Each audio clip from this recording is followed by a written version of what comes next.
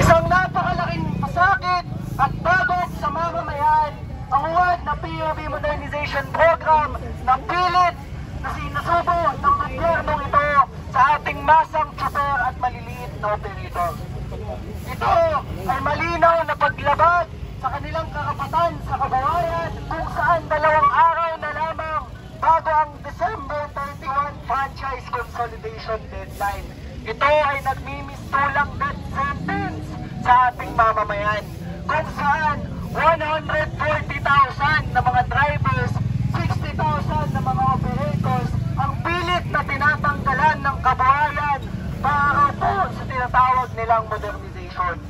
Habang 28.5 million naman na mga commuter ang apektado sa mas malalang transport crisis kapag patuloy at sapilitan ang pagpapaalis sa ating masang tsuper sa ating mga kalsada. Mga kasama at sa mga tagapakinig, kataksilan sa mamamayan ang ginagawa ng gobyernong ito bilang kahit sila mismo inaamin nila na 75% ng public utility vehicles ay hindi pa consolidated. Ito, sa 75% na ito, hindi lang ito, hindi nagpapakonsolidate dahil ayaw nila. Marami dito ang hindi talaga kaya bilang ang hinihingi ng Estado para sa kanila ay mag-modernize.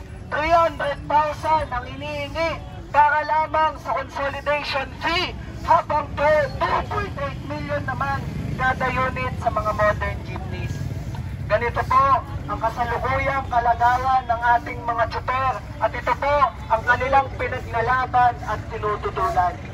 Kaya bilang mga kabataan, lubos na nauunawaan po namin ang laban na ito dahil ang mga tsuper na ito mismo ay nauunawaan nila na kapag na-phase out ang ating mga traditional jeepney, hindi lamang mga maliliit na operator at hindi lamang ang mga tsuper ang maapektuhan, kundi ang mas malawak na hanay ng mamamayan. Kaya alam nila na pagsapit ng bagong taon kapag na-phase out ang ating mga traditional jeepneys, hindi lang sila ang mahirapan at pilit na papatayin ng gobyernong ito.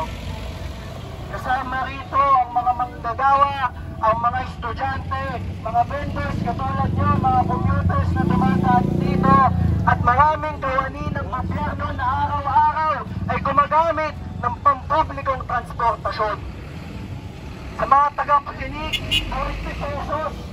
40 pesos po ang nais na ipatupad ng estadong ito sa panibagong minimum fare kapag fully modernized na ang mga PUVs. Wala nang ang pag-unlad sa sahod, patuloy pang tumataas sa mga batayang presyo ng bilihin. Ito ba ang bagong Pilipinas na pangako ng gobyernong ito? Mas madaming Pilipinong patuloy na namamatay sa kahirapan. Mga kasama at sa mga tsuper, sa mga ganitong panahon po, mas lalong pinapatunayan at mas lalong nailalantad sa mamamayan na ang ekonomiya ng Pilipinas ay hindi binubuo ng malalaking transportasyon o kahit na sinong institusyon o politiko na meron ng Estado. Kundi ang ekonomiya ng Pilipinas ay dinadala, binubuo at minamaneho ng mga maliliit na tsuper na sila ang patuloy na nananawagan para sa kanilang karapatan sa kabuhayan at karapatan ng buong sambayan ng Pilipino. Mga kasama at sa mga tagapakinig, araw-araw tayong hinahatid ng mga tsuper sa ating paroroonan. Ngunit sila ngayon ay humihingi ng mas malawak na pakikiisa upang tulungan natin silang ihatid ang tagumpay sa pagbabasura sa uwad na modernization na nangangahulugang pag-phase out ng ating mga traditional jeepneys.